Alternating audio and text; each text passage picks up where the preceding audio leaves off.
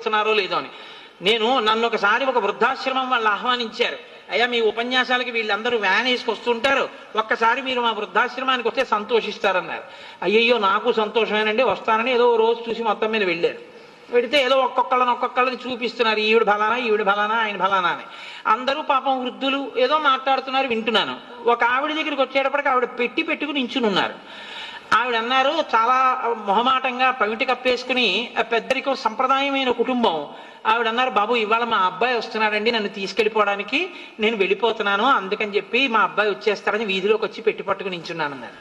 నేను చాలా ఆశ్చర్యపోయాను, ఇంతమంది కుటుంబాలకి దూరంగా ఉండి బరువు అయిపోయి వృద్ధాశ్రమాల్లో పెట్టారా? వృద్ధాశ్రమంలో ఉన్న తల్లిని కొడుకు తీసుకెళ్తున్నాడా అంటే ఏదో మార్పు వచ్చింది. చాలా సంతోషించి ఆశ్రమ నిర్వాహకురాలను అడిగాను, ఏమమ్మా వాళ్ళ అబ్బాయి తీసుకెళ్ళిపోతున్నాడా అని అడిగాను.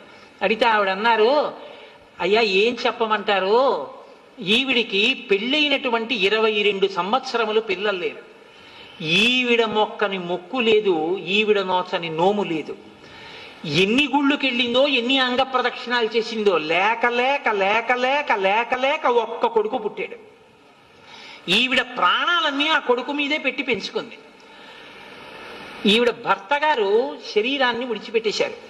విడిచిపెట్టేసిన తర్వాత ఆ కొడుకు ఒక రోజున మా దగ్గరికి తీసుకొచ్చి, ఈ వృద్ధాశ్రమంలో ఎవరినైనా చేరిస్తే ఎంత పుచ్చుకుంటారండి అని అడిగి, ఎవరో మాకు తెలుసున్నావిడ ఒక ఆవిడ ఉన్నారు, పాపం ఆవిడికి ఎవ్వరు లేరు, ఆవిడ్ని తీసుకొచ్చి ఇక్కడ పెడతాను, ఆవిడ తరపున నేను డబ్బు కడతానని ముందు రోజునే డబ్బు కట్టేసి, మర్నాడు వాళ్ళ అమ్మని కారులో తీసుకొచ్చి వాళ్ళ అమ్మనే దింపుతున్నాడని మాకు తెలియదు, ఆవిడ్ని తీసుకొచ్చి ఇక్కడ దింపి, అమ్మ నువ్వు ఆవిడ ఎన్నడూ బయటికి వచ్చిన ఆవిడ కాదు, అమ్మ నువ్వు ఇక్కడ ఉండు నేను ఇప్పుడే వస్తానని వెళ్ళిపోయాడు. ఆ వెళ్ళిపోయిన వాడు ఆ ఊరి నుంచే వెళ్ళిపోయాడు. ఆ తల్లి ఇక్కడ నిలబడి ఉంటే మేము వెళ్ళి అడిగాం మీరెవరని.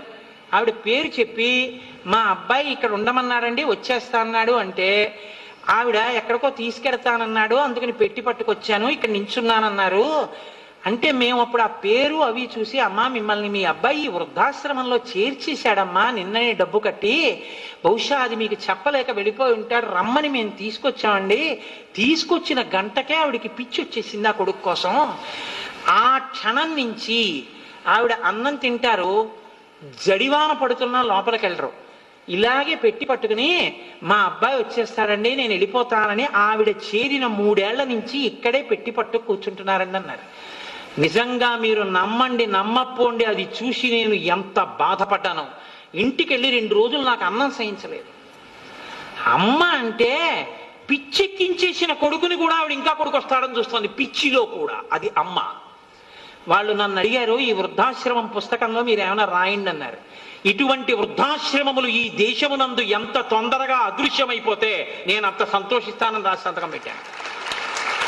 నేను ఎందుకు మనవి చేస్తున్నానంటే, అమ్మని మించిన దైవం లేదు.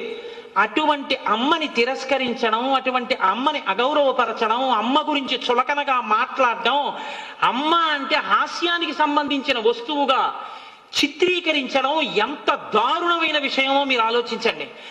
ఇవాళ మన దేశ సరిహద్దుల్లోకి చొరపడి బాంబులు పెట్టినటువంటి ఉగ్రవాదుల కన్నా బుల్లితెరలకి సినిమాలకి తల్లిదండ్రుల్ని గురువుల్ని చులకనగా చూడవచ్చు అని పిల్లలకి ప్రబోధం చేసేటటువంటి డైలాగులు రాసిన రైటర్లు ఉగ్రవాదుల కన్నా ప్రమాదకరమైన వాళ్ళు దేశంలో ప్రాంతాన్ని పాడు చేస్తున్నారు.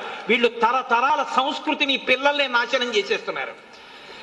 తల్లిదండ్రుల్ని గౌరవించడం తప్ప, అమ్మకి నమస్కరించడం తప్ప వేరొకటి తెలియని జాతి ఈ జాతి.